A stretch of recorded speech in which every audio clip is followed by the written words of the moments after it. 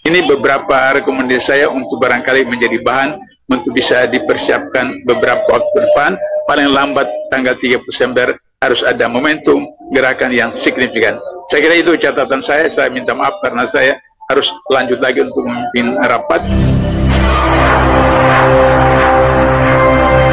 Sudah alhamdulillah ada Bapak Dr. Abdullah Hamahua. Kami mohon untuk memberikan rekomendasinya, Bang. Kami persilakan, Bang. Terima kasih. Assalamualaikum warahmatullahi wabarakatuh. Saya minta maaf karena pada waktu bersamaan saya juga harus ada pimpin rapat, jadi saya minta izin untuk tidak hadir offline. Saya hanya memberikan beberapa catatan saja dalam kesempatan ini.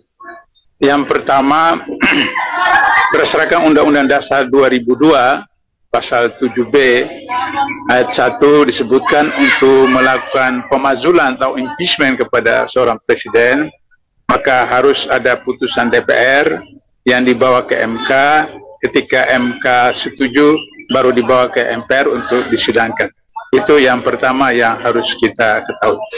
Yang kedua, bahwa dalam sejarah Republik Indonesia yang ke-78 ini, Soekarno adalah pimpin besar revolusi, panglima tertinggi ABRI, presiden seumur hidup, tapi bisa dilengsarkan pada tahun 1967. Yang kedua, Soeharto adalah bapak pembangunan yang berkuasa selama 32 tahun, tapi juga bisa dilengsarkan pada peristiwa gerakan mahasiswa 97.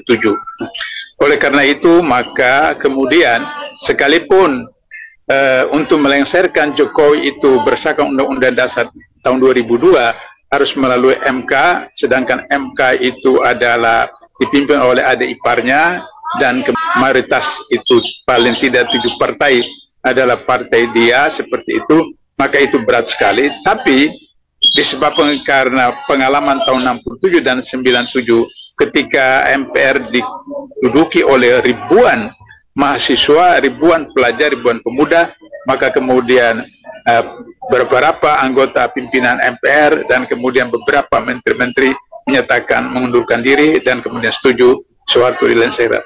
Jadi poin yang ingin saya sampaikan adalah bagaimana gerakan ini bisa sampai kepada tingkat betul-betul memaksa DPR dan MPR untuk mengajukan ke MK untuk bisa sampai kepada tingkat impeachment.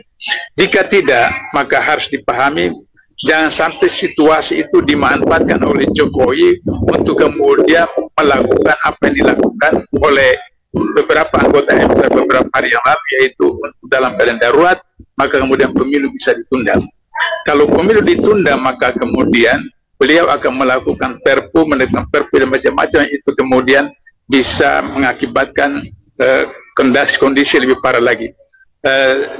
Tentu saja Bapak sudah lebih tahu dari saya bahwa 100 orang ini sudah ada dalam daftar BG untuk kemudian kapan-kapan saja untuk ditangkap. Tapi bukan personal ditangkap atau tidak, sebagian besar kita itu sudah punya pengalaman ditahan, ditangkap, ditahan dan seterusnya. Tapi jangan sampai kemudian mengakibatkan Jokowi bisa melanjutkan lagi kepimpinannya dengan cara menerbitkan perpu darurat, kemudian pemilu dan tunda dan seterusnya. Yang terakhir, saya berharap bahwa perlu ada semacam suatu kegiatan sosialisasi ke seluruh parpol-parpol, ormas-ormas, praksi-praksi ke daerah-daerah melalui apa namanya tuan-tuan daerah, pemerintahan-pemerintahan, sultan-sultan daerah, sehingga kemudian itu menjadi suara yang bersama, sehingga bisa saja kita katakan tanggal 30 September sebagai satu momentum yang bersejarah, di mana 6 jenderal dan 1 perwira dibunuh oleh PKI secara sadis. Kita bisa melakukan suatu gerakan pada tanggal 30 September itu untuk kemudian sampai seberapa jauh ada perhatian dari DPR untuk kemudian bisa memerhatikan aspirasi kita. Terakhir, jika kemudian itu tidak berhasil, maka kemudian pada Februari 2024 kita kampanye sosialisasikan, jangan milih caleg, jangan milih partai yang mereka selama ini mendukung Jokowi dan tidak mendukung petisi 100.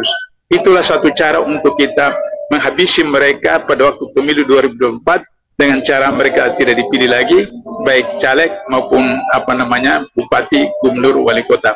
Ini beberapa rekomendasi saya untuk barangkali menjadi bahan untuk bisa dipersiapkan beberapa waktu ke depan. Paling lambat tanggal 30 Desember harus ada momentum gerakan yang signifikan. Saya kira itu catatan saya minta maaf karena saya harus lanjut lagi untuk memimpin rapat. Jadi saya sampai sekian. Terima kasih. Bila terkulidaya. Waalaikumsalam warahmatullahi wabarakatuh. Terima kasih Bang Abdullah.